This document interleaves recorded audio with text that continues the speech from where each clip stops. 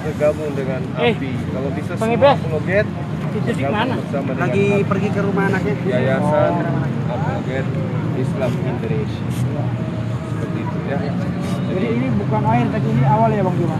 Ya, ini awal dari pergerakan yayasan kita ini. Insya Allah kedepannya semua akan terangkum kegiatan-kegiatan kita dua pekan ke depan. Kegiatan atau program akan diserahkan oleh kepala divisi untuk kemudian kita bicarakan kelanjutannya. Ada beberapa program jangka pendek dan jangka panjang yang diharapkan semua bisa terrealisasi insya Allah. Doakan Amin. saja ya para sahabat. Amin, Allahumma amin. Semalam Bang Juma aku wawancara, aku nonton. Bagaimana ilmu ATI yang semalam kok bisa bersyahadat? Kenapa? Jadi sebenarnya ateis itu sebenarnya kalau kita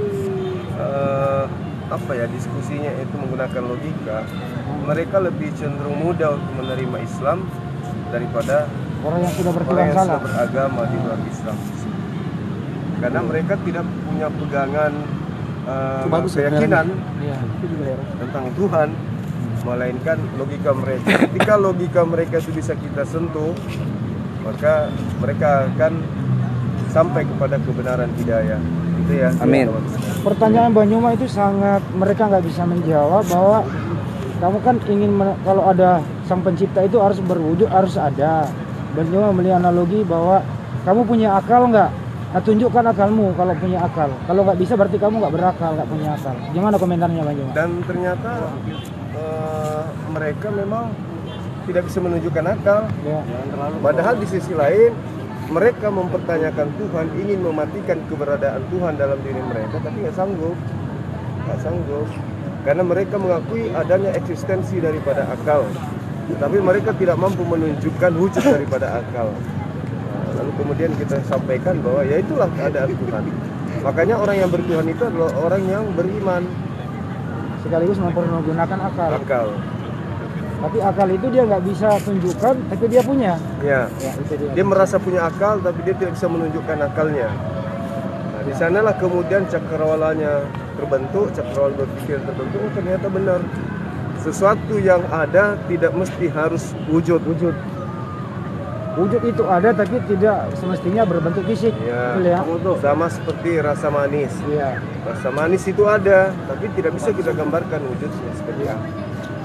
Betul. Sederhana sih bagi yang menggunakan akal sehat itu untuk mencari keberadaan Tuhan. Pada intinya Tuhan itu ada. Sekarang Tuhan yang mana yang imajinasi, mana Tuhan yang absolut. Nah itu poinnya Ya. sebenarnya. Jadi lebih mudah untuk diskusi sama ateis dibanding orang yang salah Tuhan. Iya. Ya. Karena yang salah Tuhan itu harus kembalikan dulu, berhenti menuangkan dulu, baru carikan Tuhan baru. Ya, Tuhan yang sebenarnya gitu loh, bukan Tuhan baru, sorry. Tuhan yang sebenarnya. Iya, benar-benar. Mantap. Tanya dong, masa gue doang? Udah nggak apa-apa, Bang Andi lanjut. Bang Andi bagus pertanyaan itu bagus. Memang kalau Halo Ustaz Nanda, kenapa ada tunda? gimana kesan-kesannya selama Dalam jangka pendek, Bang Zuma, harapan Bang Zuma ini dengan terbentuknya API ini seperti apa, Bang Zuma? Panggil semua dong itu. Iya. Harapan kita dengan adanya Ketua, API sekretaris. ini, semua apologet yang kemudian terlibat di dalam program atau Bertiga dong. yang terbentuk ini, itu diharapkan kemudian dengan adanya API pergerakan teman-teman di sosmed itu bisa terukur ya. Dan juga teman-teman Kristen di luar sana tahu bahwa ternyata para debaters Islam itu sudah membentuk lembaga yang tentu ya punya badan hukum, mana badan hukum ini menjadi tolak ukur pergerakan teman-teman di sosmed, terutama dunia debat. Karena yang kita tahu selama ini debat menghujat dan seterusnya. Harapan kita dengan adanya API tidak ada lagi hujatan di sosmed. Ya, berdialog dengan elegan, berdiskusi dengan baik. Seperti itu. Ya. Jadi itu sementara teman-teman, Bang Juma di sini sebagai pembina ya Bang Juma ya, sekaligus penasehat. Nah di sini di sebelahnya ada ketua kita Ustadz Alid. Di sini ada sekretaris sekjen Ardiansyah begitu. Nah, ke ketua dulu ya Bang Juma izin. Bang Ustadz Alif, selama di Makassar kesan-kesannya apa Bang? Aduh, semuanya berkesan. Apa Bang? Ya, semuanya ya, dari keramahan, keberadaan semua, kuliner, tempat, semuanya berkesan. Dan yang pasti yang paling berkesan adalah ketemu Abang Juma. Masya Allah. Yang tidak akan terlupakan. Banyak wejangan. Itu yang nggak beliau lebay itu, sajikan. nggak lebay kan? Loh, kok lebay? Harus serius ini Oh, yang serius, ini, ya? nggak mungkin dicanda ini. Gitu. Di samping terbentuknya API, kedepannya sebagai ketua apa yang paling urgent pertama sebagai ketua? Ya, yang mungkin ya program jangka pendek ya, yang terdepan itu memang terutama adalah bagaimana pembenahan di internal kita. Ya siap. Artinya kita berusaha dakwah lebih baik lagi ya. Kita coba rangkul semua saudara-saudara kita jadikan satu suara ya. Dalam artian semuanya terorganisir dengan baik, tidak melanggar dari kaidah baik dari hukum di negara kita maupun secara ketentuan yang ada di dalam Al-Quran atau peraturan keagamaan kita, yaitu Al-Quran dan hadis. Gitu poin Ya. utama. Pak Ketua, ini kan yayasan kita ini nggak digaji, nggak mendapat apa-apa, malah menyita waktu segala macam. Kenapa Anda mau jadi ketua? Saya tanya nyuruh. Ya, jadi kan perintahnya sih kembali ya. Tanya aja. Ada, kalau guru saya itu pernah bilang kita ini PGA, Ya. peraturan gaji Allah gitu ya. Masya Allah. Jadi- Takbir. Allahu Akbar. Nah, jadi perintahnya juga memang kamu mau dalam kondisi berat, lapang, sempit, bahagia ataupun apa, pergilah gitu kan, untuk berjihad di jalan Allah dengan sesuai dengan kemampuanmu, dengan hartamu atau dengan jiwamu, dengan pengetahuanmu, apa yang kita mampu kita bergerak bertindak gitu sesuai dengan perintahnya di sana. Mungkin begitu. Ya. Terakhir nih untuk Pak Ketua nih, apa sih yang kesan dan pesan dan apa selama ini kenal Bang Juma mulai di mana, terus ketemu seperti apa, dan mau berpisah-pisah seperti apa? Silakan. Saya ngefans dengan Gurunda mungkin udah 3-4 tahun ke belakang, selalu menyimak, jadi bunny typing, waktu itu di YouTube, netizen bergabung di Zoom, akhirnya ikut menyimak, lalu ikut juga kadang ya sebagai orang yang tukang pegang kabel lah istilahnya mungkin ya, di Zoom itu, dan akhirnya luar biasa banyak ilmu yang kami serap, yang diambil dan jadi panduan untuk kami bagaimana berdialektika atau berdiskusi bahkan berdebat dengan dalam hal lintas agama begitu. Dan perpisahan ini sesuatu yang tidak diharapkan sebenarnya nanti ya beberapa hari lagi, tapi bagaimana ada pertemuan, ada perpisahan, ya harus bisa. Kalau perpisahan lebih awal itu namanya pendaftaran. Terus apa yang mau disampaikan, apa dong terakhir nih? Aduh, tidak lebih dan apa yang disampaikan cuman terima kasih guruku, terima kasih wejangan ilmunya yang selama ini didapat. Insya Allah akan jadi bekal kami juga untuk hari ini dan kedepannya gitu. Masya Allah. Pelukan dok. Masya Allah. Mantap. Selalu menginspirasi. Iya, menginspirasi Tapi banyak jangan orang. nangis dong. Pak Sekjen, Pak Sekjen saya wawancara ya. Pak Sekjen kenapa harus ini kan yayasan nggak digaji.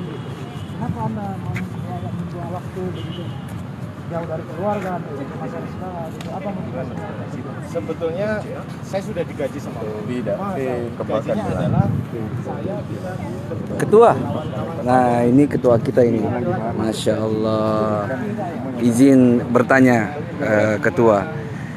Harapannya itu apa yang kita semua tuh pasti punya aspirasi ya, bahwa gimana caranya itu supaya Muslim itu tetap kuat dan saling menguatkan, kan begitu ya, Pak Ketua ya. Nah sekarang kira-kira nih planning untuk jangka pendeknya aja dari ketua itu seperti apa?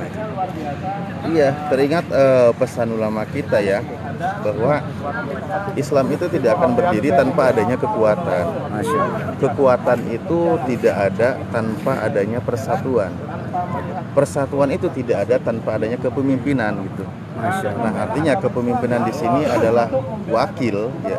Wakil dari saudara-saudara yang ada, dan tentu tujuannya adalah bagaimana kita berdakwah itu satu komando, Dan komando pun bukan yang kita buat, itu bukan kita sendiri ya, atau pemikiran sendiri, kembali kepada tuntunan yang ada di agama kita, kan begitu. Insya Allah tunjukkan dakwah yang baik, kan gitu ya, sehingga apa, banyak menginspirasi orang, banyak menyadarkan orang, ya banyak juga kita bisa memukul orang gitu kan. Dalam artian untuk para penghujat, mari kita bagaimana cara menangani orang-orang yang, karena ada beberapa tipikal kan gitu. Jadi intinya syiar Islam ini terus kita galangkan sesuai dengan tuntunan yang ada di dalam panduan agama kita. Masya Allah. Ada pertanyaan lagi nih, Ketua. Di Apologet apa tadi, Yayasan Apologet Islam Indonesia, itu ada apa aja sih di dalamnya itu, Ketua? Sana ya biar kelihatan Makassar ini. Oke. Nah, Ketahuan kita di mana. Ya diulang. jadi pertanyaannya gini, di Yayasan Apologet Islam Indonesia ini yang dipimpin sama Ketua kita Ustadz Alif ini, di dalamnya itu ada apa aja sih? Bisa dijabarkan sedikit nggak? Oh ya, tentu di dalamnya, dan mungkin perlu diketahui oleh saudara-saudara kita ya, Yayasan Apologet Islam Indonesia ini tidak sembarangan dibentuk, karena di dalamnya juga banyak orang-orang yang memang kompeten di dalamnya. Jadi bukan orang sembarangan, dan justru kami di sini yang terpanggil gitu ya, mewakili saudara-saudara yang lain, mendapat amanah ini sangat berat, karena mereka ini di belakang kita itu orang-orang yang cukup mumpuni di bidangnya, dan terbentuknya tujuan ini adalah bagaimana dakwah ini terorganisir dengan baik, itu poinnya, sehingga nilai dakwahnya itu terlihat, itu poin utamanya. Dan di situ banyak, nanti ada beberapa banyak ini kan cabang ya, bagaimana tentang nanti pembinaan buat saudara-saudara kita dalam berapologet, bagaimana juga partisipan, artinya saudara-saudara muslim kita yang senang dengan dunia ini gitu. Itu nanti kita coba rapikan, dan poinnya adalah bahwa tunjukkan dakwah Islam itu bahwa itu baik dan rahmatan lil alamin. Itu poinnya. Masya Allah, mantap. Iya, sambil kita jalan ya. Kameranya biar bareng aja kita. Ustadz Alif aja. Ini hostnya. Parah ini hostnya. Saya lebih suka untuk mewawancarai ketua ini karena Masya Allah, di tangan beliau lah nanti kedepannya itu banyak harapan bertumpu. Jadi mudah-mudahan beliau itu selalu diberikan kemudahan oleh Allah, amin, disehatkan, jadi bisa memberikan masukan-masukan atau pergerakan-pergerakan yang lebih signifikan lagi dibanding pergerakan kami yang terdahulu. Jadi harapan kami itu supaya kedepannya itu bagaimana ketua ini bisa, atau yayasan ini juga bisa mencetak kader-kader yang ada Bang Zuma lain, ada Ustadz Alif yang lain, ada Ustadz Wafi yang lain, dan banyak penerus-penerus dari pejuang-pejuang kita, karena kita tuh harus beregenerasi gitu. Kalau hanya bersandar apa-apa, tunggulah nanti Ustadz Alif, tunggulah nanti Bang Zuma, tunggulah ini itu kayaknya terlalu lama gitu. Jadi ya satu sisi juga kita nggak paham ya, atau nggak tahu ya kalau umur itu sampai mana. Harapannya setelah kita nggak ada itu kita bisa meninggalkan legacy. Legasinya itu adalah kader-kader yang nanti akan ada singa-singa muslim lainnya, insya Allah. Regenerasi itu harus dan sebuah keharusan, karena dakwah ini terus-menerus ya. Selama langit dan bumi masih ada, satu titik pun tidak boleh ditinggalkan. Satu iota ya. Harus mengucapkan la ilaha illallah. Kalimat la ilaha illallah itu jangan sampai terputus, itu poinnya. Dan menjunjung tinggi kalimat Allah itu adalah salah satu bagian dari visi kita ya. Masya Allah. Dan di dalam kalimat itu baru kita lihat bagaimana ke dalamnya. Jangan sampai kalimat Allah yang maha tinggi ini Allah diacak-acak, direndahkan, dihinakan, seperti yang sering kita dengar dalam perdebatan, bahwa selalu pesan Rasulullah tujuannya apa?